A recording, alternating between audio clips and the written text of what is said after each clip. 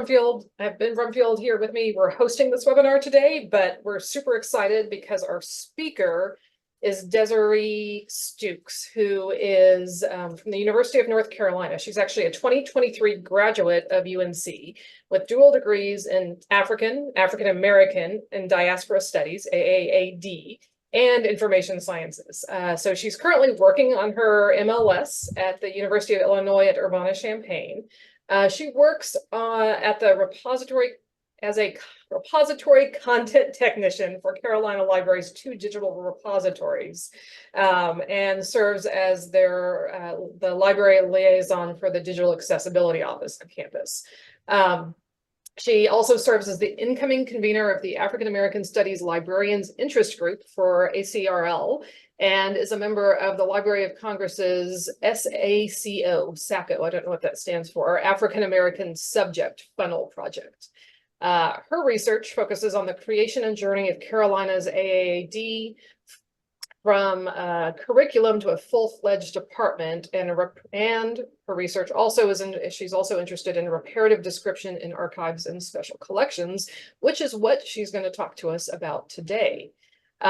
So we're excited because we built the From the Page, a little bit of this that she's going to talk about that's from the page for UNC, and we really want other people to use it. So we thought this would be a really great way to kind of introduce the whole process that they use and how they think about creating consciously creating alt text image descriptions. So Deseree, take it away. Okay. So you should be able to see my presentation. Thank you, Sarah and Ben. Good afternoon, everybody. My name is Deseree Stukes, and as Sarah indicated, I'm the repository content technician for 2 of UNC's digital collections, and I'm really excited to discuss the alt text image description project and how From the Page has developed a transcription module for us and the use of conscious editing guidelines to create the descriptive metadata. So today's presentation, I will give a general overview of the library's alt text image description project and how this project aligns with the library's goals and mission. I will then go into detail about how the project was initially envisioned and rolled out using an Excel spreadsheet to capture the descriptions and what the current customized process is that was developed with the assistance of From the Page. Moving on, I will then discuss UNC's conscious editing guidelines that informed how the alt text descriptions were written, and I will also discuss the unexpected challenges and significant wins we experienced. Finally, I will review the next steps for the project.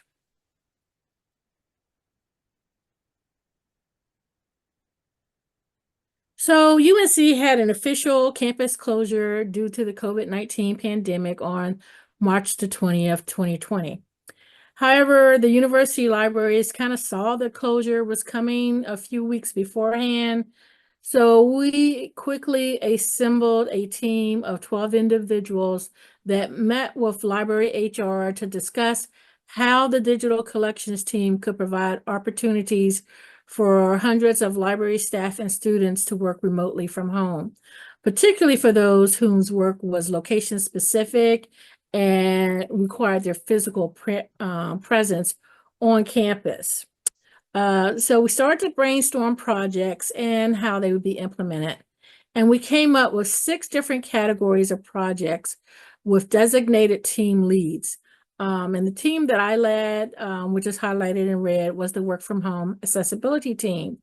As we went remote, I had rolled out 4 of the 6 projects. And in addition to the alt text project, we had projects to transcribe handwritten manuscripts, audio and video, and even create closed captioning for videos. All of the team leads used a standardized templates for setting up the projects within Microsoft Teams. And this template contained a description of the project, why the project was important, helpful skills to have, training resources, technology required, and then step-by-step instructions for working on the projects. For communication, we use chat within Microsoft Teams, and then I provided an orientation session and initial training through Zoom. As I mentioned, I also created an Excel spreadsheet to initially capture the alt text descriptions.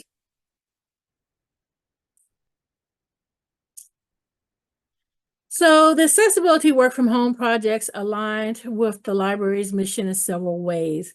We aligned with the goal of making our digital collections more accessible, and then the library strategic framework. And I'll just say this strategic framework was from 2020.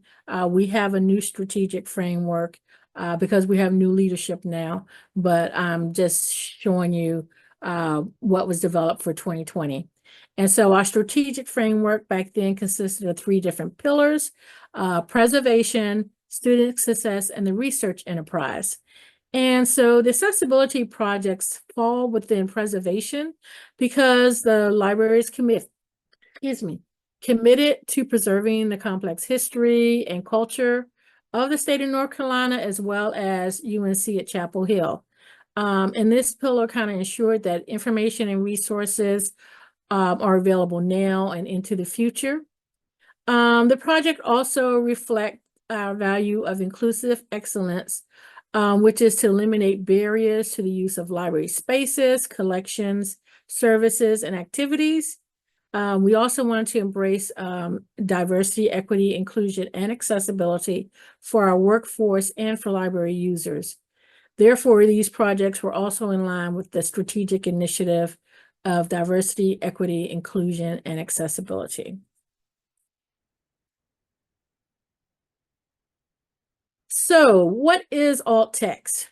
Alt text is shorthand for alternative text that describes the content and function of an image on a web page. So adding alt text to images is useful because it allows individuals with screen reading tools to describe images for visually impaired users. The project to create alt text descriptions was used for 2 collections we downloaded. The collections involved Civil War images, and the second one involved sports images. And they were stored in a system called Content DM. So we provided the sports images as a way to kind of break up the monotony of folks having to describe Civil War images, so they could go back and forth between the 2 if they wanted. We limited the descriptions to 140 characters. And so this is an example of what an image looks like from our Content DM digital collection. Again, for staff training, I conducted a Zoom orientation session and provided several readings regarding best practices for creating alt text descriptions. Some of the readings came from the Society of American Archivists and WebAM, which is a website created by the Institute for Disability Research, Policy, and Practice.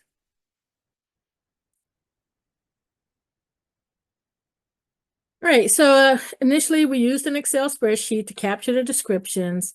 So in addition to creating the alt text descriptions, we also took the opportunity to capture some additional metadata about the images, such as the format. For example, whether it was an illustration, whether it was in black and white or in color. We also capture whether an image could be considered offensive. So for example, in this particular collection, that I'll demo in a bit, it included images depicting members, slogans, or paraphernalia associated with the KKK. So, there was a content warning about this on the in the scope note for the finding aid.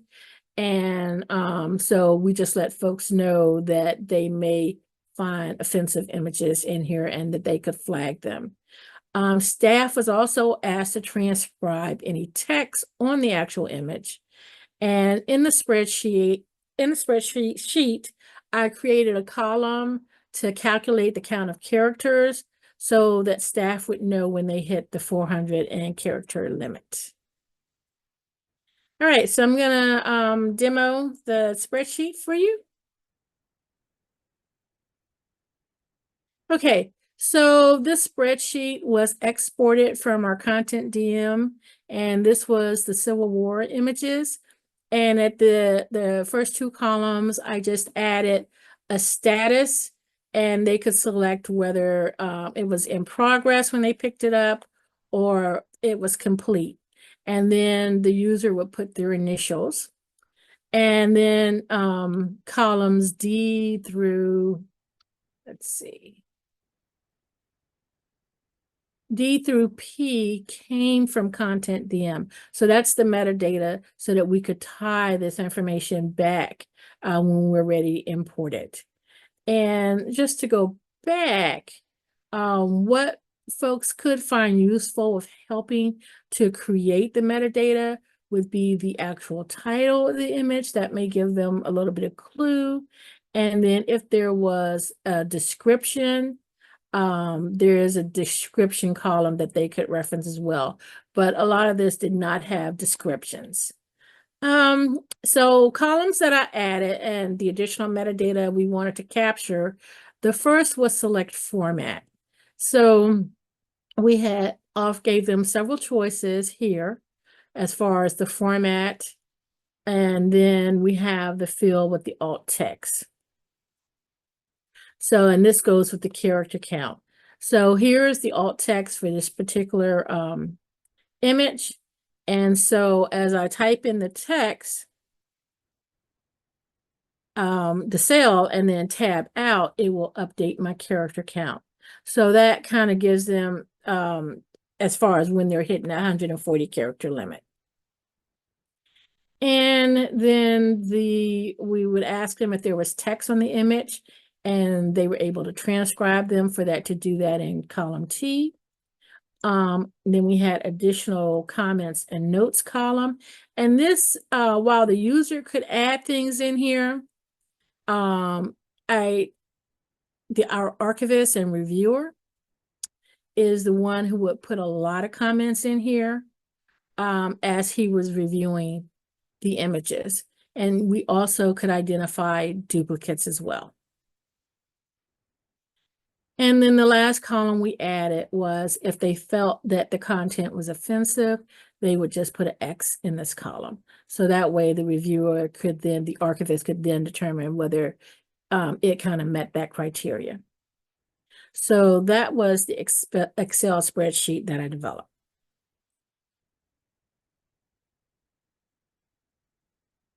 Okay, so UNC first used FromThePage to kind of assist with the transcribing of handwritten manuscripts. And so that was kind of our first introduction to FromThePage, and that's a public project that makes full use of FromThePage's crowdsourcing.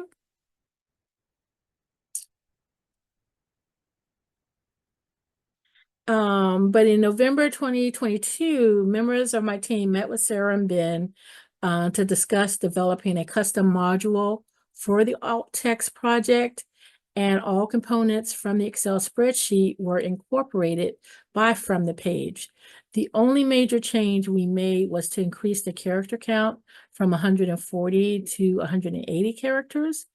Currently, the project is private for staff use only, but that might change in the future to take advantage of FromThePage crowdsourcing. And I'm going to show you what that page looks like.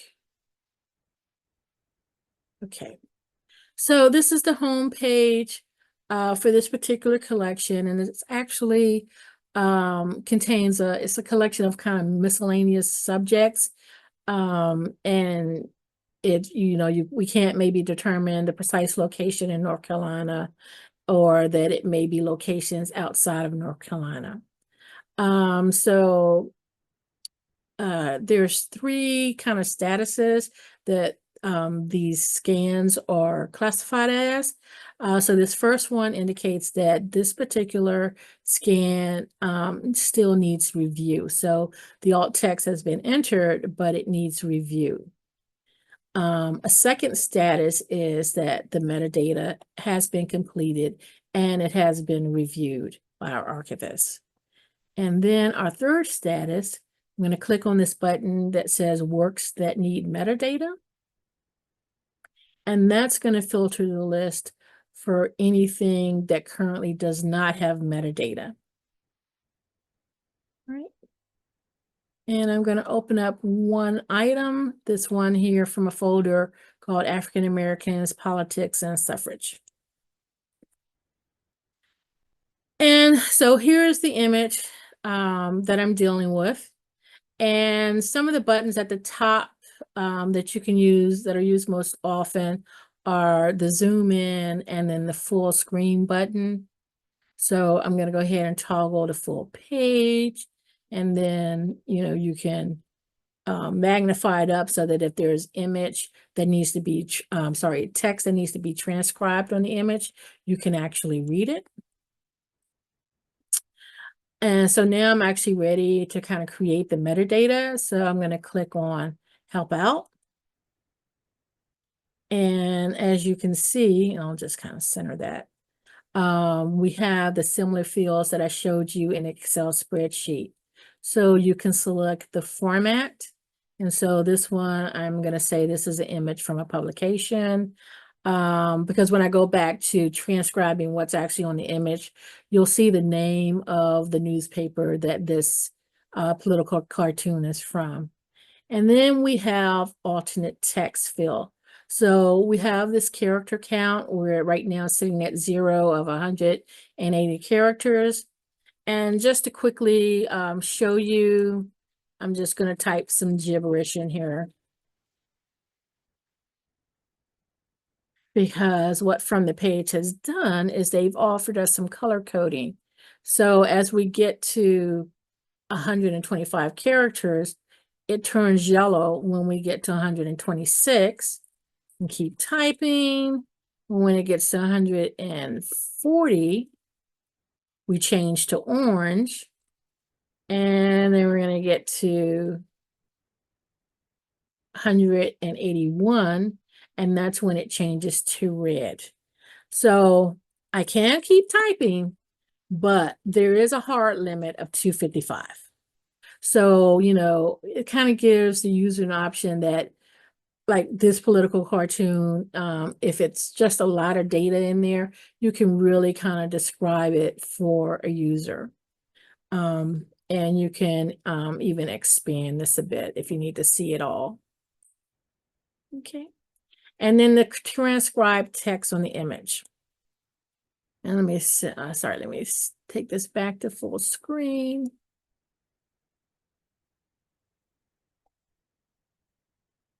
And I'm going to bring it up so I can read it, but I'm just going to read this, where the money comes from and where it goes. So there's 2 panels. And it says, within the last 2 weeks, the United States Marshal for North Carolina left Washington with $225,000 drawn from the Treasury. Ostensibly to pay the expenses of the United States courts in that state, whereas the previous annual expenses of those courts had been about $5,000. So then for the first panel, you get U.S. and then a name that's blanked out here. Get off with this to North Carolina before those greedy men find us out. You can buy all of the colored citizens you want at $5 a head to vote for our party. And then in panel 2, again, I kind of feel like I'm playing Wordle here. Returning from a raid in North Carolina, well, I think my superior officer will be satisfied with me this time. I have got $45,000 of them on those terms. 45,000 of them on those terms. And then here's the name of the newspaper. So if I was doing alt text for this image, I would definitely talk about that this is a political cartoon. And then in the left panel, I would indicate that there are 2 white men receiving a bag of money from another white man. And then in the second panel, I will indicate that there is a white man on a horse being followed by a crowd of Black men with $5 bills in their hand. And you can, like if I were to magnify it up again, you can kind of see this first individual has a $5 bill, $5 on what's in his hand. And so that kind of explains what I just read. And so between the alternate text and what the text that's on the image, you kind of get a rich descriptive metadata about this image. And then just like the Excel spreadsheet, comments can be added here, and then you can select whether or not that you consider this to be offensive content so that you can flag it for the reviewer. And then there's another field for additional notes and questions. All right, I'm going to go back to the home page. Oh, sorry, before I go. So once I finish adding everything in, I want to check this box that says that it needs review, and then I want to click done. And that way it'll move it to the status that metadata needs to be reviewed. The review metadata button here, that just shows you all of the scans that currently need metadata. So that's a great filter. And then the last thing, well, okay, you can export this, which we'll do once everything's completed, and we'll export it as an Excel spreadsheet because that's easier for our metadata librarian to work with. And then I wanted to show you the metadata fields. And this is just the fields that you saw before. The only new, I guess the big thing was to customize input type of alt text, which gave us that great color coding for the number of characters. Okay, so that's how we're working with From the Page.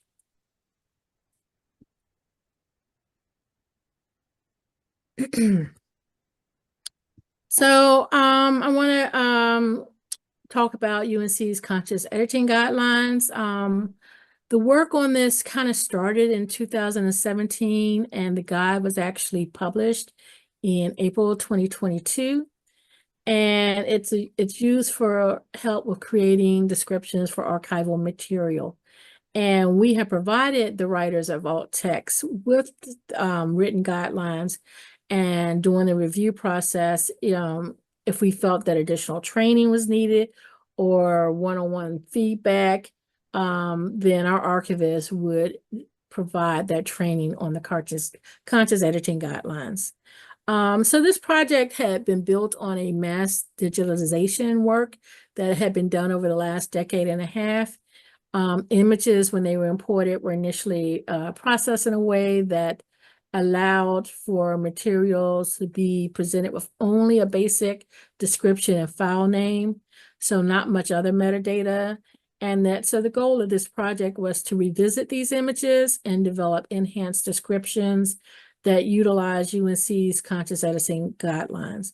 And what was great about this project is the archivist who had originally been responsible for digitizing or getting this information into Content DM was the expert that I went to for conscious editing, as well as he was our reviewer.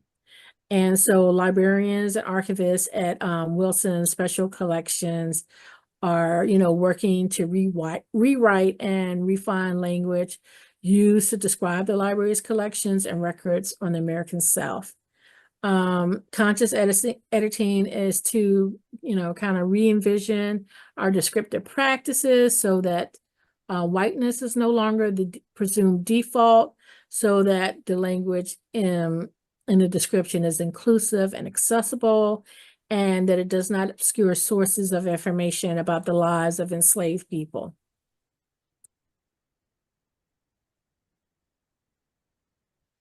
So this is a table, screenshot of the table of contents. The guide is 168 pages long, and these are just some of the areas that were addressed in the guide, and I've highlighted the one for the alt text image descriptions. And so the guide provides multiple examples of legacy descriptions, and the revised description using conscious editing. And it also provides resources for each category for further reading. So it's kind of a reference list.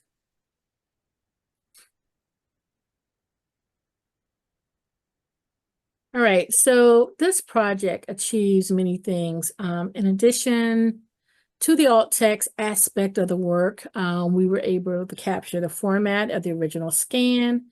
We were able to identify and connect the fronts and backs of the images and add existing description connections between scans.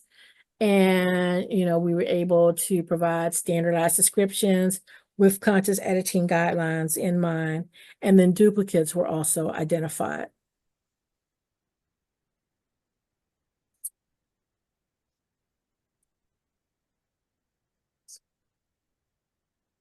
Since August 2017, UNC Libraries had discontinued the practice of only marking racial identity selectively for underrepresented groups in our collection. And so that was kind of acknowledging the complexity around this practice, and our policy now is to include racial identifiers for all people and families in our archival descriptions. And so we've added ethnic identities for individuals, families, and groups. And to determine the ethnic identity, we mainly or primarily rely on self-identification, but other information supplied to the repository by the collection creators or other sources such as public records, press accounts, I'm getting reminders from Alexa, sorry, and secondary sources and contextual information in the collection materials. Omissions of ethnic identities and finding aids created or updated after August 2017 are an indication of, insufficient information to make an educated guess, or, if individuals' preference for ethnicity should be excluded from the description. And we've added kind of a feedback mechanism. If someone felt that something was misidentified, they could send a feedback email.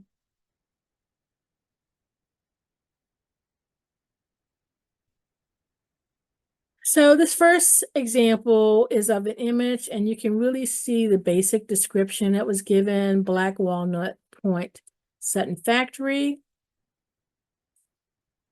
But when you zoom it up, we now see that an alt text description could be assigned to this image of a large group of Black men pulling nets of fish out of water as white man looks on. So now researchers, it kind of makes it, this image a little bit more discoverable for researchers. So they're looking for something like Black laborers. They could find this image. Also, the text on the image has been transcribed.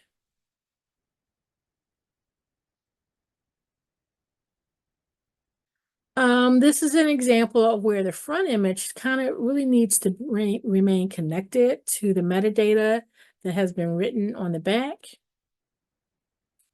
So, you see a group of Black men posing, wearing business suits. And this is what's on the back. So for this photograph, Booker T. Washington has been identified, and Durham Black business leaders, John Merrick, who was founder of the biggest Black insurance company, the North Carolina Mutual Insurance Company, as well as C.C. Spalding, who was president of the insurance company. All three of these are pictured. So you can see how making sure in the digital record, keeping the front of the image connected with the back of the image is really important. Okay, some of the challenges that we faced. So we had a really small window to develop the projects, and we had basically about 2 weeks to prepare our descriptions and the training before going live with students and staff. And so, a lot of my work revolves around accessibility. So, I had already been thinking about some of the back burner projects, but I had to develop all of the processes from scratch very quickly. Excuse me. Another challenge is that, with the loss of students at the end of that spring semester, work slowed down on a couple of the projects, but picked back up a little bit in the fall as students and some staff still continued to work on projects. But right now, we only have a few people working on the alt text project. So some wins. Of course, the biggest win is that we had increased access and for the visually impaired. And then accessibility went from the discussion stage to actually developing and implementing processes and pulling things from the back burner to the forefront. I also received several comments from staff indicating their excitement working on the projects and understanding the need for making our collections more accessible. This also provided new training opportunities for our staff to learn about accessibility. And so far, we have created alt text descriptions for a little under 13,000 images. Back when I guess we lost most of the staff, it was 6,000 at the time. So we've kind of doubled that since then. And this project has also created a large body of descriptive metadata to make images more discoverable by researchers. It had allowed us to look at trends and legacy descriptions and how to improve upon them. And it also gave us a chance to go back and look at all those bulk scanned items that may have had incorrect descriptions or offensive content. So. All right, so next steps. Currently, our content DM system is migrating to one of our other digital collections, and we've been working on that for about 1.5 years, and it should be complete by the end of this year. But our metadata librarian has started to mock up what it will look like as far as importing all of the alt text in and transcribed text and some of the other fields as we hit those 3 collections that we're currently been working on as we migrate them over. So you can see where in the detailed metadata, we'll have the alt text as well as what the transcribed text looks like. And then this is what it looks like on the back end as far as the mod schema that we used and the metadata, how the metadata will be imported in. Okay, so I just wanted to give acknowledgements because there's been a lot of great people that have worked on this. Patrick Cullum, who is a visual materials processing archivist in technical services. He's the one that's been the archivist for this project and has reviewed the metadata and has provided feedback to users to correct any of the conscious editing stuff. He also was the one that had originally scanned and processed all of these images. So he's very familiar with this work.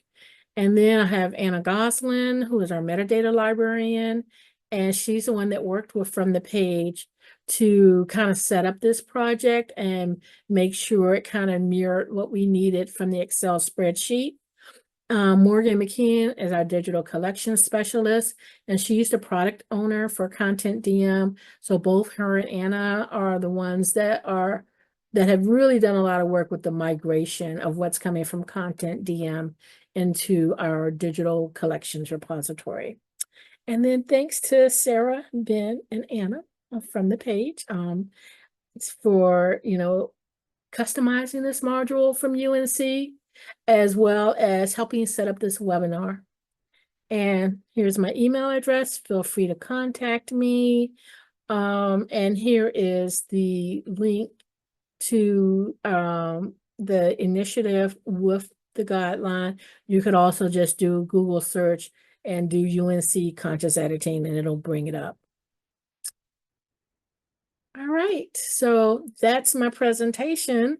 I'm going to stop sharing, so if I can see if there are any questions.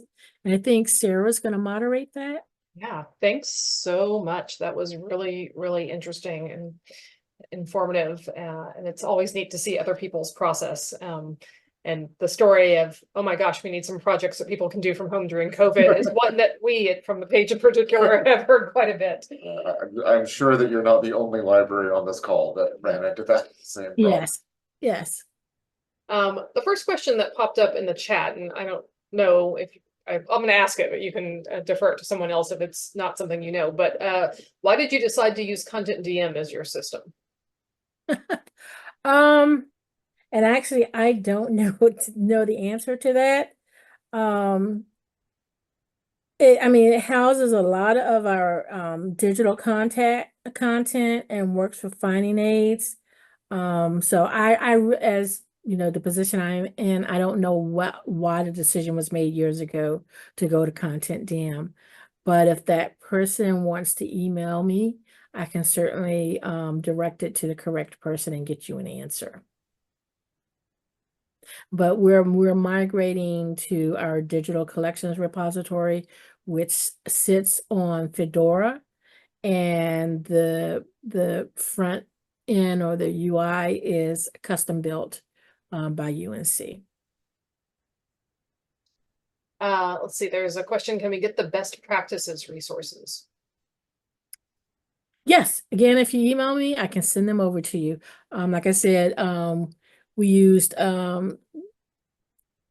materials from the Society of American Archivists, as well as from WebAIM and a couple other resources. So I'd be happy to shoot those over to you with the links.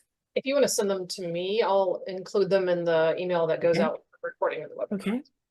Yeah. There was also a question, could you share your slides and your spreadsheet? Actually, I'm going to read this. I'm in love with your spreadsheet. Love to have a copy of the template if possible. Yes.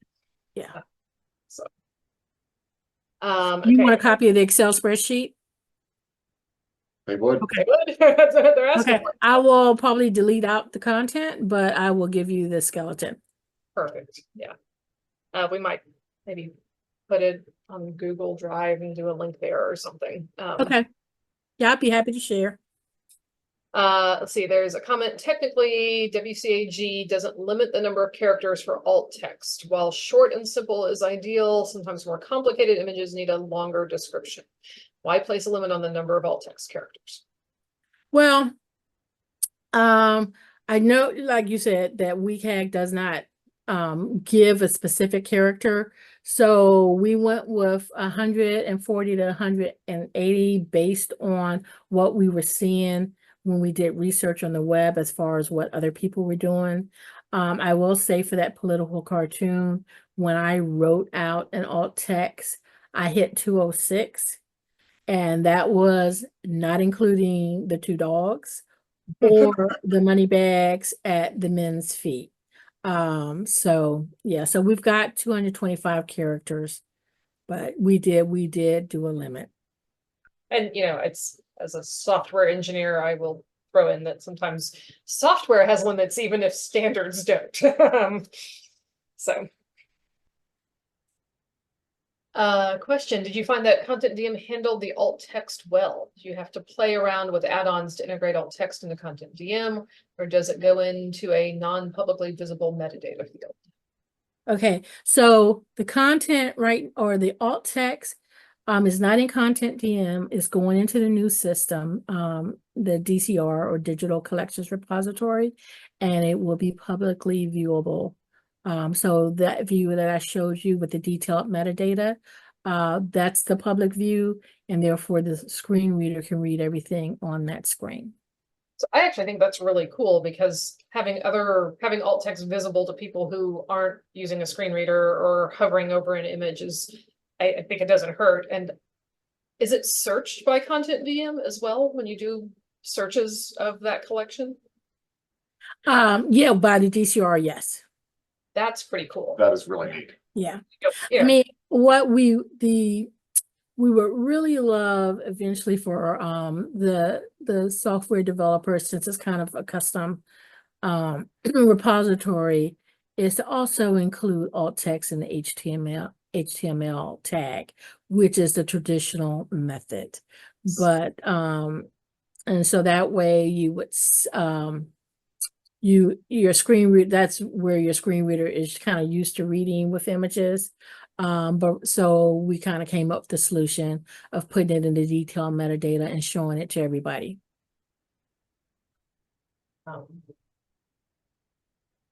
Can I ask a question that's not in the chat? Sure. So I'm curious about the difference between a caption and a description. I really love that you had the differentiation between the alt text and then the transcription and then the notes. If I were a student working on that political cartoon and I came to you and said, okay, based on this cartoon, it looks like the person handing out the money is Ulysses S. Grant. Would you encourage me to put that in the alt text, or would you tell me, you know, that's based on your opinion, don't do it? What would I do there? I would transcribe it exactly as it is. Okay. And I would not add any additional information. Okay. Unless it was available, and then I would add it into the comments. But for the transcribed image, the text on the image, exactly as it appears with the underscores. So If I can ask a follow-up, the example with the group photograph and backset, this is Booker T. Washington. Would you say in the alt text that that's Booker T. Washington, or would you have that elsewhere in the metadata and just describe the alt text as, you know, this is a gathering of Black men dressed formally or whatever? What? Well, it's actually on the back of the image. So the identification of those three individuals would go into the transcribed of the image on the back part of the image, and then they're connected now, excuse me, digitally. So Same item. Yeah. Right. Okay. Yeah. Thank you. That clears a lot. Let's see, there's a comment, and I'm sorry I wasn't giving questioners credit earlier, and I'm going to try to rectify that for the rest of it. But so Helen Bayer has a comment in the chat about NASA's Webb Telescope alt text being famously wonderful and long. So you might want to go follow that link. It sounds like a fun read. Okay. And let's see, Sam at the Outwards Archive says that their archive is also working on a content warning advisory project, flagging and disclosing sensitive or offensive content in our interviews and photos. Are there any ongoing projects, or what's become of the tagging of offensive materials? So I will say in some of our finding aids, there is kind of a content warning, as I mentioned, like with the KKK, in the scope and content area of the finding aid.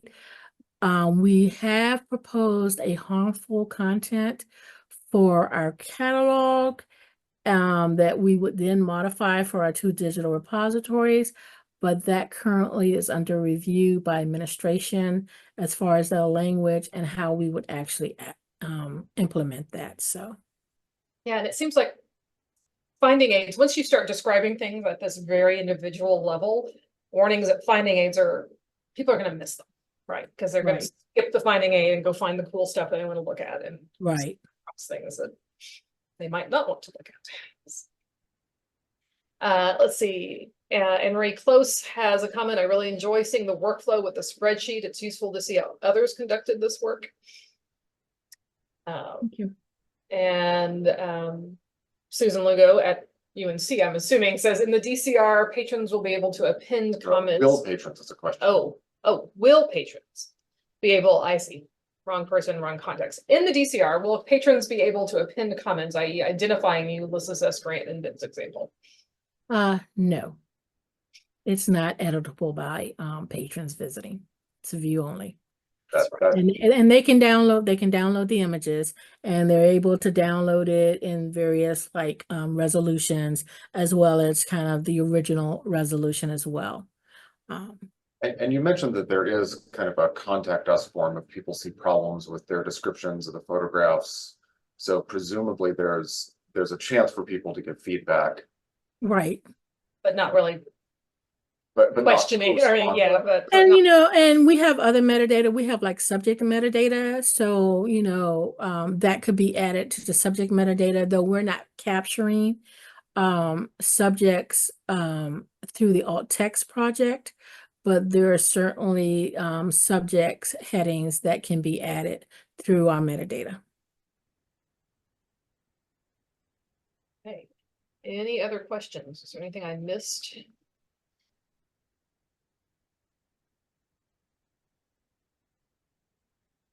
So I think I missed anything, not seeing any more questions. we need to mention our next webinar in our series. Yes, good. So please add more questions for Desiree. We've got a little bit more time, so she'll be here. We have a different webinar next month. I'm going to describe what that is. Right, so next month we are going to be joined by Joe Wysentowski, who is at the Office of the Historian at the U.S. State Department, talking about using AI to transcribe handwritten historical documents, and specifically the records, the consular cards. So these are cards for each U.S. consulate and who served there, trying to kind of track the movement of diplomats and U.S. foreign policy over time. More questions? Lots of positive comments for Desiree. Wonderful presentation, wonderful examples. I agree completely. This is great. Okay, I will send information, Sarah and Ben, over to you guys based on the comments. And I'll also see if I can get from my manager why we chose Content DM. Okay. Good. And maybe why are we going away from it? So. Okay. Thank you Alrighty. for attending, and Thank thank you especially Desiree. Okay. Thank you. Bye-bye.